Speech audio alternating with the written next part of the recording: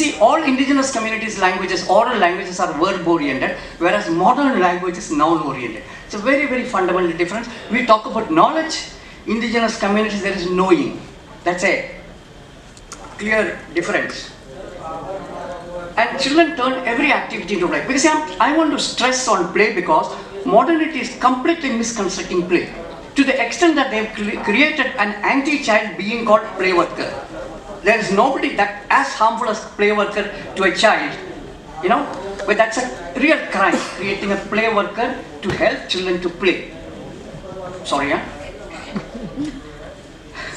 And every object is turned into a potential toy. Every object is a toy for a child. A child sitting on a sofa will bounce.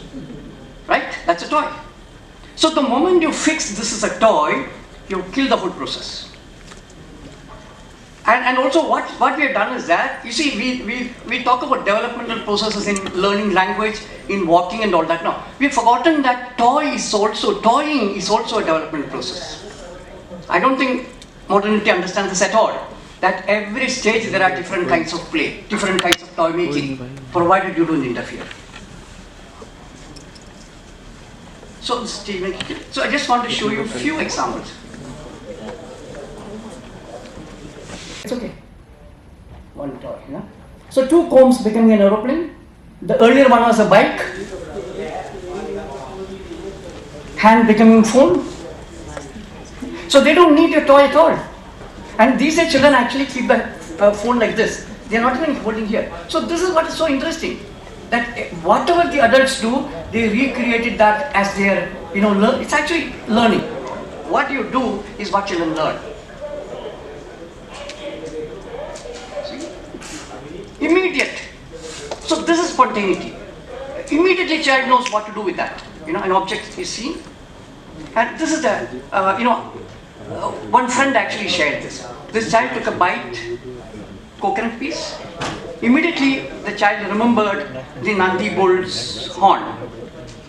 He made the comparison. And then immediately he remembered the half moon. Actually, this is the process of how children create knowledge.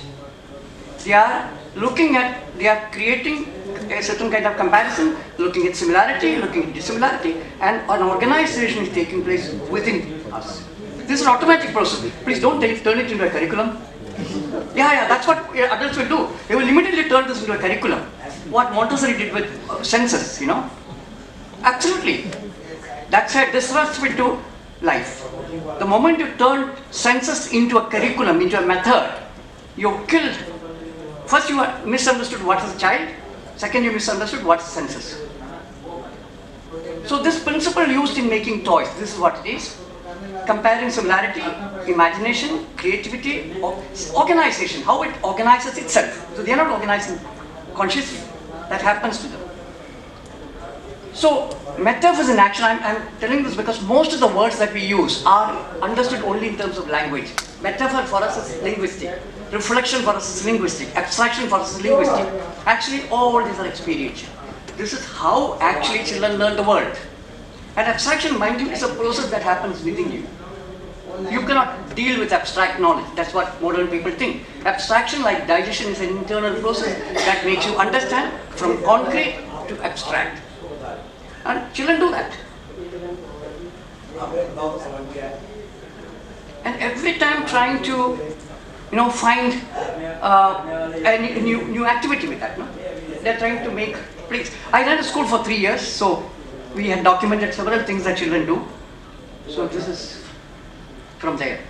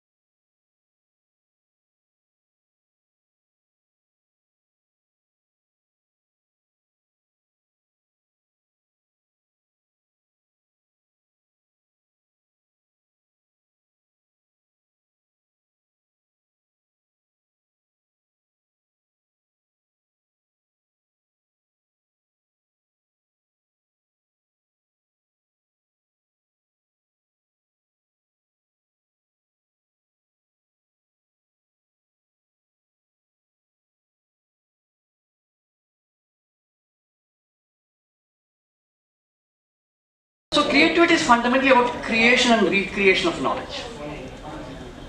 And true learning is about uncovering the unknown, which is actually a creative act. It is not in reference to something. See, people think that they have to see what somebody does and then the child do. This is an abstract, completely misunderstood idea. Have you taught how children to climb this or to climb on a chair? They do on their own. So actually, they don't need assistance at any point. It's very fundamentally instinctual. It's life, no? Life knows what to do. So the rules are embedded. Knowledge creation rules are embedded. Like grammar is embedded in the, so we learned our mother tongue. And we all knew grammar. Implicitly. What I mean is implicitly. So it is already embedded in the learning of language. Similarly, there is a grammar embedded in learning of the world. So the content is what they experience, objects, processes. So I quickly, show you what children do and how it relates to these various features of the world, of the objects. So they learn the form, materiality, like what they did with the, the sofa, bouncing, function, how is it made, structure, how is it held together, context, where it is happening. So simple example is this, that I'm sure most of you must have kept your book like this when you were young and called it house. That's the study of form. And I'm sure you must have used something, created a space and called it's the house, It's a creation of space, which is a function. Function is this, putting just bed sheet over a table and calling it house. And materiality, every object we are exploring, I'm just showing you one example, but process is making the house. I'm sure all of you must have made your own houses, putting chair together, So this is what the world is about, It's about form, materials, function, process, structure, and context.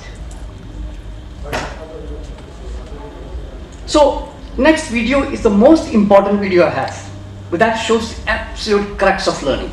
Luckily, I got this video, it's a download, somebody was passing it around and I realized this is so valuable.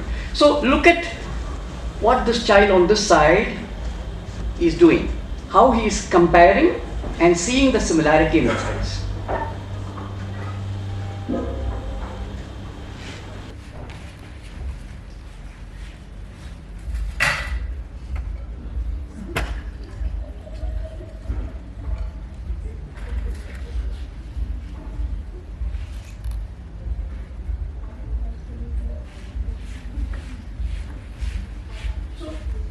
Actually, this is the crux. Every knowledge creation is done through this process. Every activity children do. That how they compare one word with another word, one form with another form. Imagine when you ate your first time you ate mango. You remembered it, na? Next time when you ate, you recollected that taste. But you knew it is slightly different because it's a different type of mango.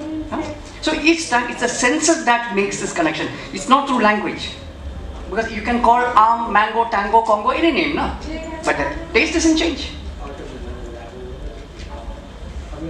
So, I won't take too much time, but this is actually, the actual learning is you understand the whole first, and then you decode the parts. Because these terms are used all over, but I don't think they understand it because, people have not really understood the fact of knowledge creation, that how you create knowledge of the real world.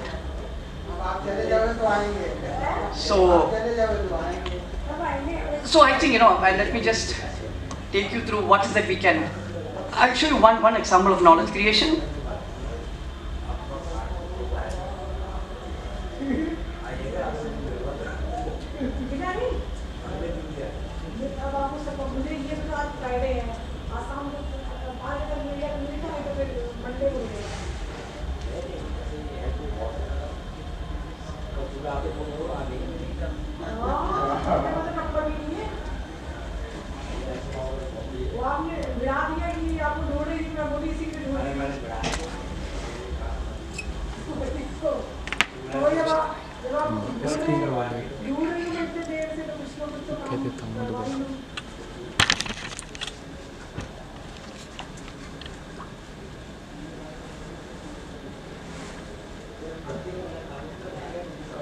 So what I'm trying to say is that the implicit knowledge of the laws of physics or science is getting learned.